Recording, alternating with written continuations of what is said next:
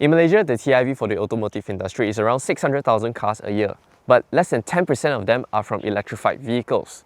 The global automotive industry space is moving towards clean and renewable alternative energy vehicles.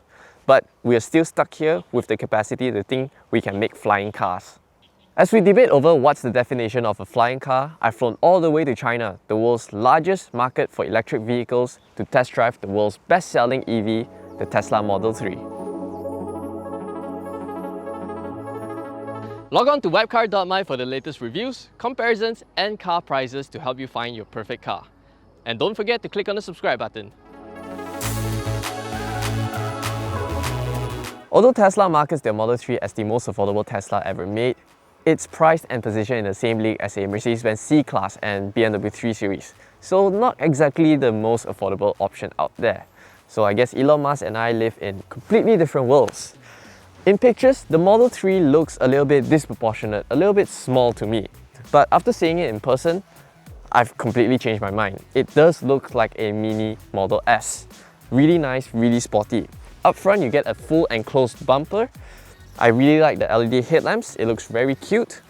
And over here, you get air ducts to channel wind across the wheel arches. And over to the side, this one here is fitted with the 18-inch aero alloys. But curiously, it's wrapped around sticky Michelin Pilot Sport 4 rubbers. Not the most efficient rubbers out there. Moving along, there are a total of 6 cameras around the car on the front fenders, B-pillars, front windscreen and the rear bumpers. All these are used for the semi-autonomous driving features. And moving along, this is where the Tesla Model 3 surprised me quite a bit. I expected it to be more of a sedan silhouette, but this looks more like a hatchback to me, although it still looks really good. Over here, yeah, this is where you charge the car. The tail lamps reminds me of the Model S, really sharp, really distinct. The dual motor right here signifies that this is the 2-motor all-wheel drive version. Now, let's check out the interior.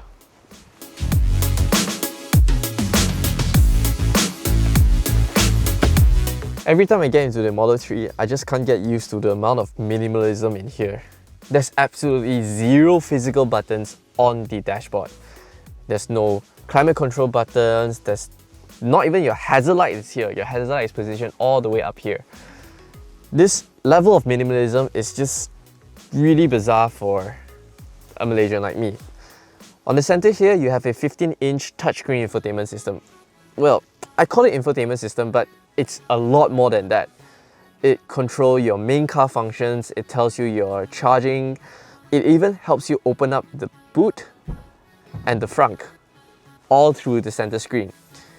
You even do your steering wheel adjustments. It's electric, by the way. Activate through the screen. Yeah, it's still really bizarre for me. Elsewhere, storage space is aplenty in here. There's plenty of space in the side door bins, the center tunnel here. You get a nice compartmentalized 2 cup holders. And because there are no physical buttons whatsoever, the center tunnel is freed up for a huge storage space. You can put your water bottles and whatnot in here. What's a little bit weird is that the USB charging port, it's all the way down into the center tunnel, which is not very convenient for access. The glove box is perhaps my favorite thing about the interior of this car, although it's super silly. You open it by using the touchscreen here. Yeah, that's cool. In the backseat of the Model 3, it feels airy and spacious in here. Keyword being feel, and that's thanks to this huge panoramic glass roof. It's not a sunroof, just a glass roof that lets a lot of light coming into the cabin, makes it feel very airy. But in actual space, it's actually pretty tight in here. Knee room is pretty alright. I have the front seat adjusted to my usual driving position and I'm 175 cm tall. But look at my seating posture. I'm seated pretty upright and I don't have a lot of support on my thighs. That's because the batteries are mounted right below on the floor, so I have a raised floor. Yeah, it's not really comfortable for really long journeys, and to make matters worse, when the front seat is adjusted to the lowest position, I don't have place to slot my feet in. Yeah. But for the center passengers, oddly enough, they have created an opening right here. Yeah. Other amenities in here include rear air vents, 2 USB charging ports, and a center armrest. Now online, everybody has been talking about the build quality issues faced by the Tesla Model 3, and after seeing the car in person, yeah, there are some questionable areas on the car's build quality. I find it a little bit bizarre because even an EV startup from China, a small little startup, can build better quality cars than Teslas. Before you start driving a Tesla, you must first learn how to operate one. There's keyless entry on the Model 3, but no physical buttons for you to touch. You have to whip out your black card by Tesla to unlock the car. There's an instruction at the back. You scan the card here, and the car opens up. And to get in, you pull the Aston Martin-like door handles. To start driving the Model 3, you need to first place your key card right at the center console there above the cup holders, foot on the brakes, and you're ready to move. To kill the car, bring your key card along, open the door, and get out. That's it.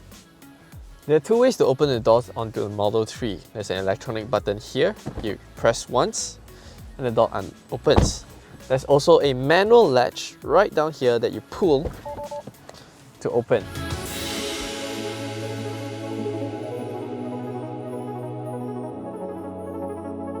Right, first experience in the Tesla Model 3, and I have to say, driving an electric car every time is a otherworldly experience. The way the car moves, the sound that it makes, yeah, although electric cars are not supposed to make any sounds, you still get that electric motor whine. So it's just really bizarre. Being an electric car, the batteries are mounted right down low in the lower half of the car, so you get a really low center of gravity, and this makes handling superb, absolutely superb. Steering, there's a lot of feel, even though this is not the performance model. Get lots of feel. At city speeds, the suspension is pretty refined and comfortable, but it's on the firmer side of comfortable. Despite having to manage so much weight and running on 18-inch wheels with slightly lower profile rubbers, the suspension is still managed to iron out a lot of undulation, but at the same time, when going over sharp bumps, you still get a little bit of feel, but not a sharp jolt into the cabin, which I think they've managed the suspension balance really well. NVH is also quite a peculiar thing because you don't have engine noise, so everything is a little bit amplified. You hear quite a lot from the road, you hear a lot of things rattling around because it's just so quiet in here. I think the driving experience of the Tesla Model 3, when put into context against rivals of the same class, like the Mercedes C-Class and the 3 Series, this is really right up there in terms of ride quality, comfort, performance. It's really right up there against the German premium marks. So Elon Musk's decision to position the Model 3 right up there against some of the big German rivals, I find it's a warranted affair. It rides just like a premium German car. So how does the Tesla Model 3 or a Tesla vehicle fits into the Malaysian context? Well, you see, our government is not strong on the push for EVs. There's no infrastructure support, there's no incentives or incentivize the buyers to go for electric vehicles, and electric vehicles in Malaysia are pretty expensive. A Nissan Leaf, a brand new Nissan Leaf, is over 180,000 ringgit. Charging facilities in Malaysia is also pretty limited, so I really don't see, without government support, how an electric vehicle, whether it's a Tesla, whether it's a Nissan Leaf, is going to be a viable option for car buyers.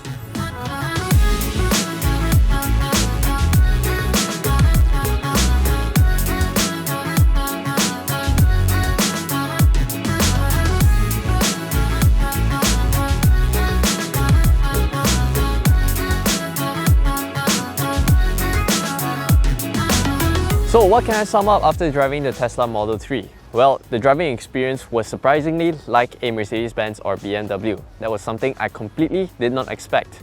The interior and the build quality though, it's a far cry from the German makes. Nevertheless, the Tesla Model 3 is a car that makes me want to ditch my internal combustion engine and go for an electric vehicle. The performance it gives, the way that it makes me feel behind the wheel, is surprisingly desirable. It makes me want an electric vehicle. I never thought I would say that. In Malaysia, electric vehicles like the Tesla Model 3 will never fly because our government is too busy trying to make cars fly instead of popularizing zero-emission vehicles through incentives and government policies. It's a shame really because Malaysians are missing out on cars like the Tesla. Thanks for watching, we hope you enjoyed this video. Make sure to subscribe to our YouTube channel for more videos like this and leave us a comment down below. What do you think about the Tesla Model 3?